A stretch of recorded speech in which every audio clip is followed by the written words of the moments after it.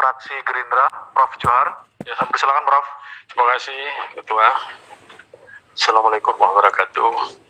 Pimpinan dan seluruh anggota yang hormati, seluruh tamu-tamu berbahagia hari ini, ya kita sudah terharu ya mendengarkan.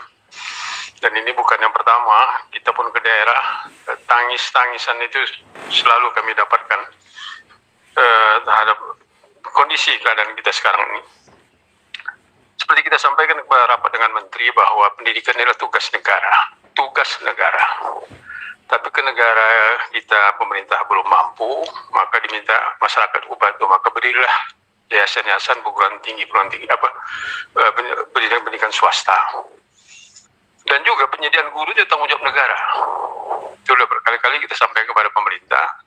Tugas negara lah menyiapkan guru-guru, tapi karena belum mampu, maka diminta masyarakat. Nah, oleh karena kita sudah sepakat dengan desakan dari kita teman-teman Komisi 10, ya, akhirnya disetujui pengangkatan 1 juta guru honorer menjadi guru.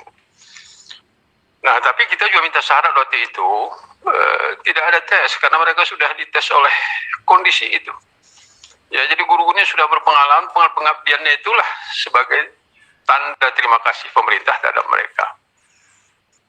Nah, kita baca di Undang-Undang Nomor 5 tahun 2014 itu tidak ada tes, ya langsung bisa diterima. Ada undang-undang lain mengatakan kalau menjadi PNS harus dites, oke lah. Tapi itu hanya syarat saja, ya syarat saja. Nah, oleh karena fraksi Gerindra secara resmi telah menulis surat kepada pemerintah untuk menerima 1 juta guru ini tanpa tes. Ya, secara resmi sudah disampaikan kepada pemerintah, itu diingatkan oleh fraksi kami untuk diperjuangkan di Komisi 10.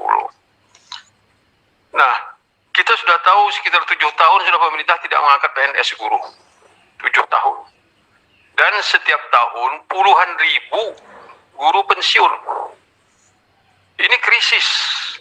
Pendidikan Indonesia bisa SOS. Seandainya tidak ada penghargaan apapun terhadap guru-guru swasta ini, guru-guru honorer ini, ya tadi ada disampaikan mogok, seperti mogok, maka ya pendidikan Indonesia akan close. Masa depan bangsa ini akan dipertanyakan. Nah, ini harus disadari oleh pemerintah, terutama menteri-menteri terkait tentang ini. Nah, oleh karena itu salah satu contoh, tolong ditayangkan, Mas Gianto. Nah, ini pengumuman yang pertama, jadi guru di dapil saya, Indawati, guru Sembiring, nilainya tertinggi, nilainya tinggi sekali. Jadi tinggi, ya tadi dikatakan oleh si Mas tadi, yang dari DPRD Bulukumba, sampai ada yang kenduri, ada yang potong kambing. Tapi kemarin pengumuman berapa hari yang lalu, yang kedua, tolong Mas, yang kedua, pengumuman yang kedua, nilainya nol. Bayangkan ya penderitaan seorang guru yang sudah mengabdi sekian tahun tidak dapat apapun nilainya. Ini langsung saya temui Dirjen GTK, akan kami periksa Pak, Ya dengan kaget, mungkin kaget, dan saya beritahu sama Kepala Dinas Pendidikan Kabupaten buat surat resmi kepada Menteri tentang hal ini. Ini salah satu, mungkin banyak lagi yang seperti ini. Korban-korban dari, ya, kata teman ini permainan operator lah, apa, jadi suka-suka hati, tidak ada penghargaan sedikit pun terhadap nilai yang mereka dapatkan pada awal yang pertama. Ini adalah SOS pendidikan kita kalau ini tidak dibenahi. Jadi saya minta Saudara Menteri mudah-mudahan mendengar ini, perbaikilah ya kinerja saudara, sehingga saudara bisa diharapkan bisa menempa masa depan yang cemerlang bagi bangsa ini. Bukan hancurnya pendidikan Indonesia ini di masa Anda sebagai Menteri. Jangan sampai itu terjadi. Ini catatan sejarah, jangan sampai ya kehancuran pendidikan ini di tangan Saudara Menteri. Ya, Saudara Menteri harap ini dengar, jangan sampai cacat pendidikan Indonesia ini di tangan Anda. Terima kasih. Mohon maaf. Assalamualaikum warahmatullahi wabarakatuh. Terima kasih Prof. Johar, catatannya, responnya luar biasa, termasuk menyampaikan kasus di Sumatera Utara. Betapa itu suasana yang sedang kita hadapi semuanya di kabupaten kota di seluruh Indonesia. dan sekali lagi akan terus kita kawal menyangkut soal perubahan-perubahan ini. Bapak Ibu sekalian, saya lanjutkan karena Nasdem tidak ada yang hadir fisik. Saya persilahkan dari fraksi PKB.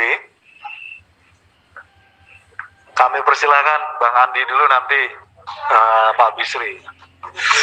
Silakan Bang. Assalamualaikum warahmatullahi wabarakatuh.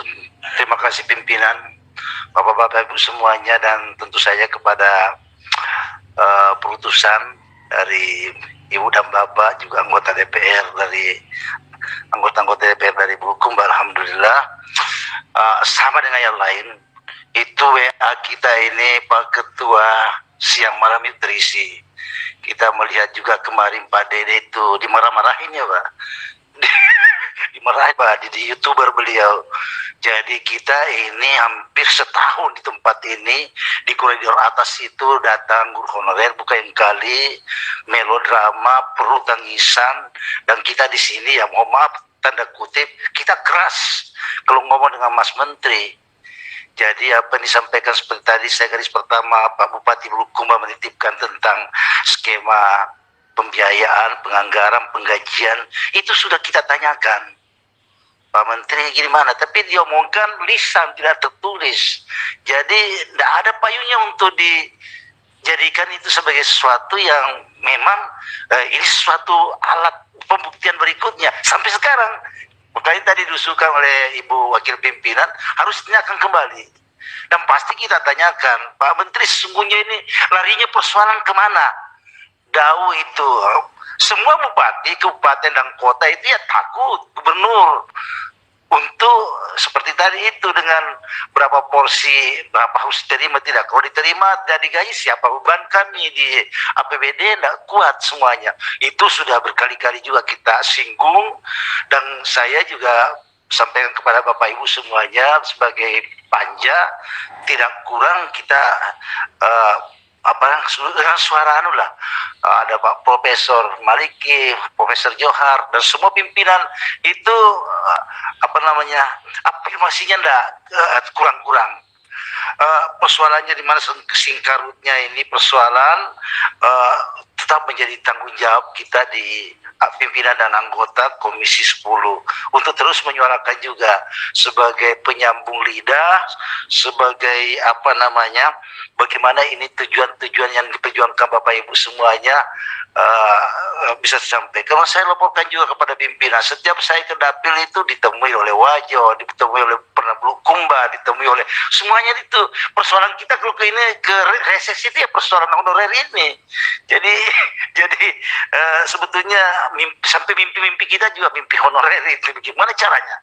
P3K sudah menyerah, mereka sudah menerima P3K untuk tidak jadi ASN, tapi lihat pengumuman kemarin yang disampaikan oleh Profesor Johar barusan itu sungguh-sungguh melodramatis, karena yang tertinggi nilainya keluar lagi pengumuman berikutnya tidak masuk. Ini apa yang terjadi? Artinya bukan komputernya yang salah, operatornya. Ya, ini operator. Jadi Bapak Ibu semua tadi itu saya juga selalu dalam hati yang paling dalam itu, mumpung sudah 2 tahun di sini, sebelumnya di Komisi 1, di Komisi 5, datang ke tempat ini melihat persoalan, ini persoalan bangsa ini. Bukan persoalan main-main, bukan persoalan proyek jembatan yang dibangun, jalan yang dibangun. Ini persoalan generasi. Saya ke Jawa Barat, ke Jawa Timur, katanya 50.000 akan pensiun guru. Besok habis, tinggal 2 tahun lagi. Lah, siapa penggantinya? Ini nih. Jadi apa yang kita bicarakan dan berkali-kali kita bicarakan yang Bapak sampaikan semua tadi itu, tentang terutama Ibu berdua, itu bagian yang menjadi mimpi mimpi buruk kami juga kalau tidak tercapai itu. Mimpi buruk kami tidak tenang, duduk di tempat seperti ini, digaji, duduk mendengarkan, tapi hasilnya ya seperti yang kita lihat bersama. Jadi saya melihat ini, saya buka HP sekarang ini, apa yang disampaikan sebagai contoh konkret kan DPR Bulukumba, ini sudah viral lagi nih di Bulukumba. Untunglah Bapak, jadi mungkin Pak Pahidin dan kawan-kawan ini, Pak Ketua DPR, nanti Pak Bupati kelihatannya ikuti nih, Bupati Bulukumba ini. Iya, jadi pertanggungjawaban Anda juga sampai di sini lah, untuk dikomunikasikan bahwa apa yang amanah yang Anda bawa dari sana itu sudah dibicarakan di sini. Jadi persoalannya tentu saja tindak lanjut dari panja kita, Bu ya. Panja tentang ini, karena kalau tidak persoalan ini akan, kalau ditunda akan bertumpuk. Yang pertama sudah selesai. Yang pertama banyak membuahkan perni-perni persoalan. Nanti dibuka lagi, belum selesai yang persoalan pertama tadi, bertumpuk lagi persoalan sampai yang kedua, yang ketiga. Artinya memang tidak ada kemajuan. Kalau disebut tidak ada kemajuan, nanti orang bertanya, mungkin tidak ada niat baik dari pemerintah. Nah, kembalikan lagi kita ke anggota Komisi 10, bagaimana perjuangan Komisi 10. Tentu saya seperti yang saya disampaikan oleh Bapak semua tadi, perjuangan itu tidak pernah berhenti di kita, tapi ya memang harus saling kolaborasi, kalau istilahnya yang baik itu. Kalau tidak pada kolaborasi ya saling ini. Bapak tadi menyampaikan sudah pernah sampai Pak Dirjen GRK, Profesor menanyakan langsung, tapi yang lainnya gimana? Tidak ada perwakilan menanyakan itu. Nah, viral tentang persoalan-persoalan perni yang pertama tadi itu sudah semakin besar. Banyak protes di daerah, protes, dan ini tentu saja protes itu mudah-mudahan Mas Menteri Nadiem ini mendengarkan, aparatnya mendengarkan. Karena terbukti juga waktu itu pimpinan komisi minta supaya Mas Nadiem itu tidak menunda, kalau tidak salah Pak ya, menunda pengumuman. Ternyata ditunda, tapi ditunda pada saat kita reses itu. Pertama reses Pak ya, itu. Jadi pintarnya juga begitu, ditundanya pada saat kita langsung reses itu ditunda. Tapi itu permintaan kita, dan hasilnya ya dari sekian itu harus 170.000 dari sekian yang mendaftar 600 itu. Nah, ini bagian-bagian yang menjadi kegelisahan kami, dan tentu saja tidak berhenti berjuang setelah kedatangan Bapak Ibu semua di sini. Jauh-jauh dari daerah, tadi terlambat PCR-nya bermasalah lagi, terus datang ke sini, ya, bicara-bicara tanpa kesimpulan yang jelas. Oleh karenanya Pak Pimpinan, saya sebagai anggota meminta betul bahwa catatan dari pertemuan ini betul-betul menjadi kesimpulan nanti, karena kita sifatnya mendengarkan, dan ada tindak lanjut follow up yang jelas khususnya kepada Mas Menteri Nadiem. Mas Menteri Nadiem ini kan cerdas tapi muda, orangnya masih muda, dan ya, terus terang saja pengalamannya sebagai guru mungkin tidak pernah jadi guru, tidak merasakan guru. Dan seperti kita ini, saya ini anak guru Pak, anak kiai yang mengajar sejak muda sampai tua, 91 tahun dengan santri-santrinya itu, tahu betul bagaimana pembelajaran itu diperoleh dengan sangat susah, tapi ya di kampung maksud saya, tapi ya dengan hasilnya seperti ini, anaknya bisa juga jadi DPR, dan saudara-saudaranya bisa jadi orang karena mereka ini guru-guru ini. Kalau mereka itu ya kita tidak jadi orang, tidak jadi apa-apa. Saya pikir itu bagian dari apresiasi saya kepada Bapak Ibu semuanya. Salam saya Amure kepada Pak Bupati. Saya pikir bukan cuma Pak Bupati Bulukumba yang geger itu, tapi Bupati Bone, Sidrap, Maros, Sinjai, semuanya begitu yang dari Dapil Sosial 2. Saya pikir itu pimpinan yang ingin saya sampaikan. Assalamualaikum warahmatullahi wabarakatuh. Waalaikumsalam. Terima kasih Bang Andi. Pak Bisri, Pak Bisri. Assalamualaikum warahmatullahi wabarakatuh. Pimpinan dan teman-teman Komisi 10, Bapak-bapak, Ibu-ibu yang hadir yang kami hormati. Nambah sedikit pimpinan, pengalaman Komisi 8, kalau waktu itu negara utang impasing karena sertifikasi 6,3 triliun. Sehingga kita sepakat mengundang Bappenas, mengundang Menteri Keuangan, ya, Menteri Agama. Nah, polemik antara APBD dan APBN ini kan tidak jelas. Sehingga saya minta pada pimpinan bisa mengundang Menteri Pendidikan, Bappenas, kemudian Menteri Keuangan. Sebetulnya jalannya di mana, dan mungkin satu-satunya jalan itu pengalaman Komisi 8 ya Mas Fikri ya, sehingga 63 triliun juga bisa. Mudah-mudahan dengan hadirnya 3 kementerian, Menteri Pendidikan, Menteri Keuangan, Bappenas, saya pikir nanti pimpinan bisa jelas uangnya dari mana, kapan bisa cair, kemudian berapa anggarannya, sehingga kan tidak jelas. Ada yang sudah P3K 5,3,6 juta, Bu, itu kan tidak jelas juga. Mungkin itu Pak pimpinan yang harus kita bantu, dan saya yakin Bu, ini ibu-ibu itu ada ibu dari Jawa Barat, Jawa Tengah, kita merinding. Ini punya nyai semua kok bisa datang ke sini. Dan wassalamualaikum warahmatullahi wabarakatuh. Terima kasih Pak Bisri. Terima kasih Bang Andi mewakili dari fraksi PKB. Selanjutnya saya persilahkan ini Kang Dede, ambil silakan Kang.